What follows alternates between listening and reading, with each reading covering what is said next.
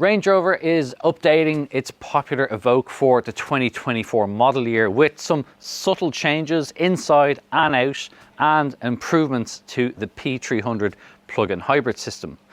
We'll start around the front. The changes, as I said, they are subtle, but when you see this car next to its predecessor, you'll start to see exactly what they have done. There are new pixel LED headlights. They now work even better than before in terms of how they can actually distribute the light in high beams and keep moving other cars in shadow as well. So it works very well at night. Hard for me to show you exactly what it's like in the daylight, but it is a very impressive system. Works really well, especially if you live in rural or unlit areas. But the actual headlights themselves are as much about design as functionality. You can tell these are the newer ones by these kind of 4 modules inside. They look quite attractive. It gives the whole Evoque a very modern look, a very modern face to it. That's complemented by a new grille design. It's updated and it matches in with the rest of the family look as well. And you can also have things like the Range Rover badge here in this kind of contrasting bronze color, which works very well against this blue. Now, the plug-in hybrid system has also come in for improvements. Mainly, the battery now has a greater energy density than before.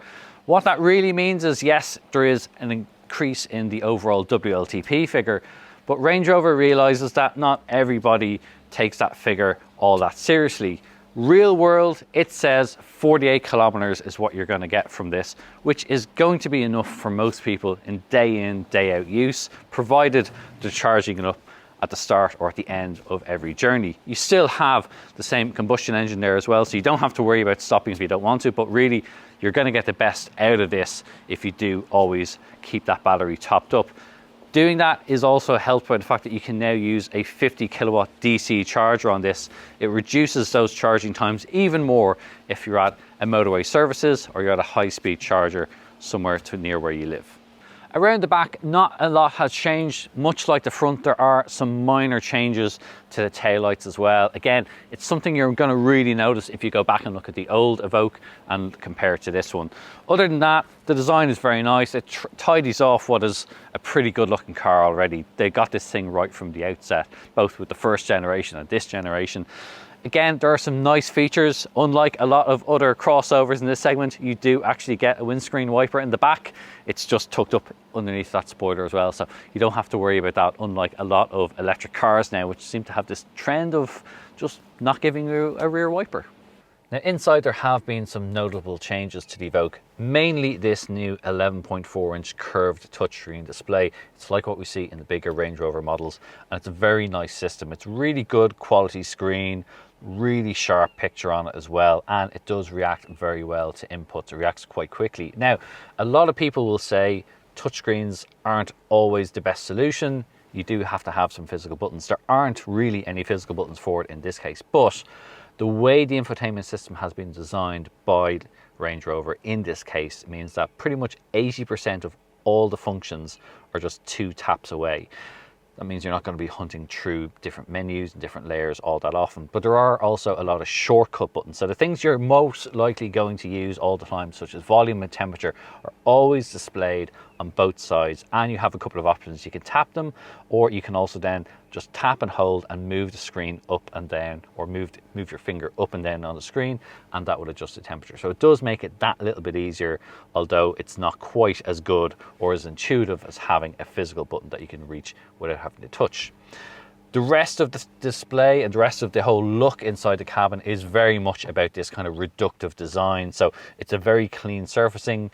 Even things like the stitching has kind of gone from a lot of the dashboard. So it's a much cleaner, much simpler looking design. You still have obviously a fully digital instrument display in front of you. It's very clear, very easy to read. And you also have a head-up display as well, which will give you everything you need right in your eye line, so you're not going to have to look away. The steering wheel as well has all the usual functionality on it, including a new driver support display as well. Part of the EU legislation that's coming in, there's going to be a lot more focus around car assistance and how the car will detect what's going on around it. And you do have a shortcut button on that, so you can adjust exactly how sensitive you want that system to be, from low to medium to high. Other features that are here, you've got the electrically adjustable steering wheel. Very nice, very easy to find a comfortable driving position in here, and you do sit a little bit higher up as well, which is part of the big appeal with a car like the Evoque. The seats are also electrically adjustable, and the seats themselves have new materials. They're working with a company called Ultra Fabrics, really nice natural sort of fabrics. They have a much kind of cozier feel, a cozier look to them as well than just having a different alternative to just having leather, for example. In the back, there's actually a pretty reasonable amount of space for the average adult. I'm just about 5'9", so to give you an idea, even with this panoramic glass roof, there's still a decent amount of headroom in here, so I have no complaints in that respect. And sitting behind my normal driving position, well, I've got a fairly decent amount of knee room. I can get my feet in underneath the seat in front if I do want to stretch out a little bit more. And even though this does have space across the back, the foot space isn't impinged too badly by that central transmission tunnel as well. And the middle seat is actually fairly wide, wider than some of the other competition as well. So if you are sitting here, although you're sitting on a bit of a firmer base, it's not all that bad. In front, you've got ventilation controls. The two outer seats can be heated as well. I've got 12-volt power socket and 2 USB-C ports as well. So everyone sitting in the back here can keep all their devices topped up and charged on a longer journey.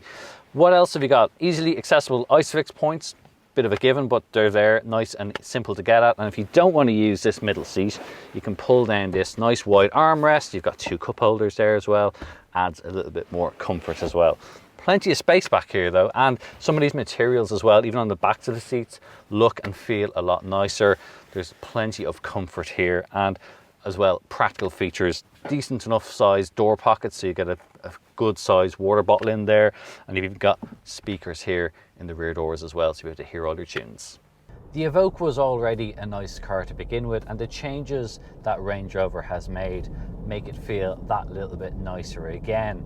But really the big difference is that enhancement to the plug-in hybrid battery, specifically increasing the range to 62 kilometers, although as I've mentioned, that range figure is actually closer to 48 kilometers, at least in the real world. That's what you're actually typically going to get. Now, 48 kilometers might not seem like a huge distance, and well, for an average daily commute, it's probably going to be enough to get you home and back from work or doing a school run, typically something like that. And again, if you plug it in and you're a little bit diligent about how you do it, keep that battery topped up at all times when you're not driving the car, you will be able to get some pretty reasonable, pretty respectable fuel consumption figures overall. Now today we've been doing a lot of driving far longer distances than what that battery will enable, but when the battery depletes, obviously you've got a 1.5 litre petrol engine that will activate, and that will come in and out depending on how you're using the car. Now, for example, on a motorway cruise, it will come on and it will keep everything going, ticking along quite nicely without revving all that highly. So it's not exactly a very intrusive engine in that respect. There is a reasonably good amount of power overall. The system gives you a combined 309 horsepower, which is plenty for a car of this size, meaning if you do need to do a quick overtake or you're getting up to speed on a motorway, it's more than sufficient and more than easy to do it.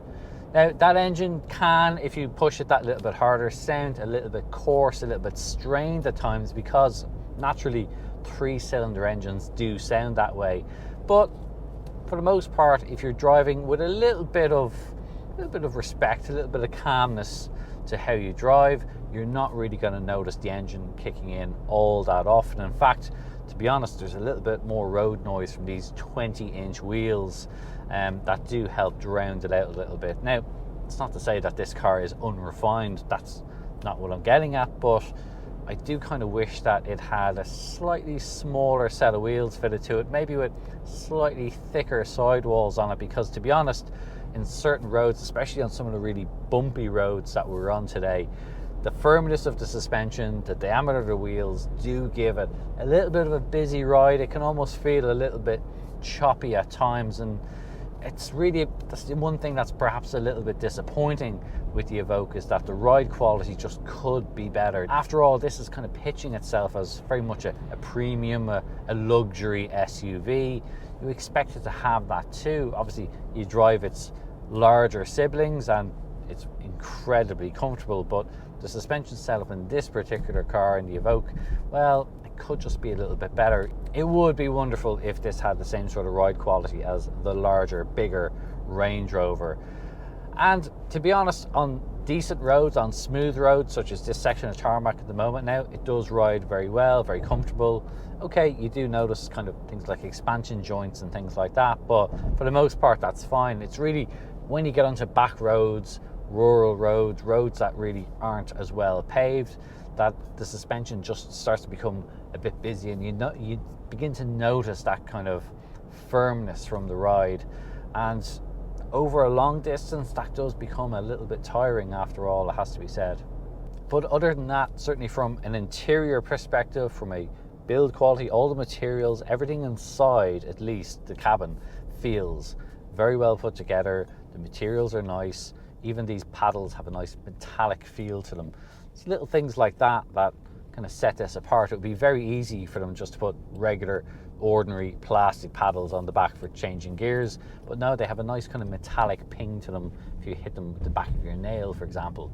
Now, you can use them a bit, and it is quick to react when you do want to use the paddles, but for the most part, you're probably going to only leave this in its full auto mode, and it's fine when you do that. It's absolutely no issues with it. You do have a couple of different drive modes that you can select. Again, cycling through them earlier, yes, you can choose dynamic, and it sharpens up the throttle response and things like that, but it's not really a car that encourages you or makes you want to do that. This is very much fine exactly how it is, and in its hybrid mode, and especially driving in the city earlier when we had a full battery charge in its electric mode, it's nice, it's calm, it's quiet, it's zippy as well. That's the other thing. In the fully electric mode, it is quite zippy around town, so getting away from lights, all that kind of thing, it's very good at doing that.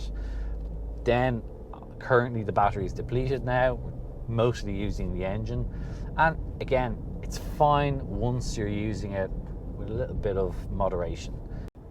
I do quite like the steering setup as well. There's a nice feel, just enough weight in the steering wheel to give you that little bit of confidence. You know exactly what the front's doing, that you feel like there's a connection there with the front axle. So I do like that too. And one other thing, which often is the failing of a plug-in hybrid, is brake pedal feel. What I mean by that is often when you start to apply the brakes to slow down, as I am doing right now, often you have a little bit of dead play at the top of the pedal, and it kind of doesn't give you the most confident feeling in the world, whereas this feels exactly like a normal set of proper conventional brakes. So I'm very glad that they've resolved that issue as well.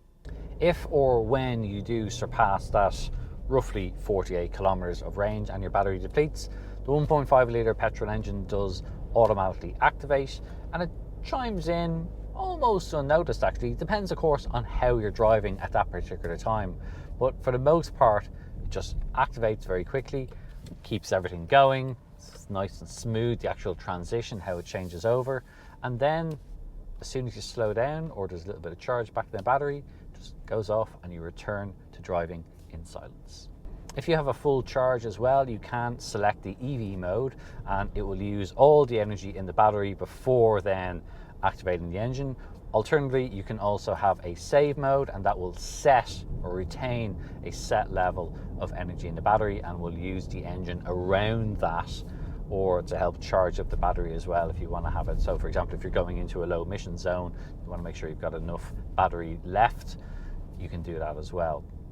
Obviously then you just have a normal default hybrid mode, and for the most part it will always try and use the battery, but then there are certain instances, if you're doing a quick overtake or you put your foot down and demand more power, it will give you both energy from the drive unit and the combustion engine as well. So you always have plenty of power, plenty of responsiveness from this car whenever you choose, and obviously you have the modes then so you can choose exactly how or what energy you want to have.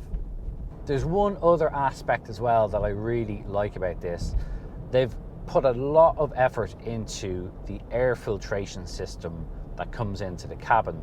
Now, I'm a hay fever sufferer, and thankfully it's not summertime at the moment, but for those who suffer from hay fever or other allergies, they've now developed a much more advanced air filtration system that does a couple of things. It obviously stops all those sort of particulates and particles coming into the cabin, which is good. It also helps improve or reduce the CO2 level inside the cabin, and that has an added feature in that it can help reduce drowsiness and improve how much focus you feel. So if you're ever driving a long journey, often it's easy to get tired. It could be because your CO2 level has gotten a little bit higher in the cabin, and normally what we do is we roll down the window and we get about a blast of cold air in to refresh ourselves. Now with this system, it can actively work an awful lot more to have much fresher, cleaner and air that's free of any particulates that can get into your lungs, get into your allergies, your eyes, or anything like that. So again, it's one of those things that you're not necessarily going to be top of your list maybe when you're researching a new car, but it's one of those features that if you have it, you're really going to start to appreciate it. So it's another positive for the Evoque. So that's our first drive review of the new 2024 model year Range Rover Evoque P300e. I hope you found it useful. If you did, please do let us know in the comments below. Also, if you have any questions, we will aim to answer them as quickly as we can. In the meantime, if you want to know more about the car and indeed all of its rivals, head over to our website. It's CompleteCar.ie. You'll find it linked in the description below, and it's a great resource for finding your next new car. Thanks for watching.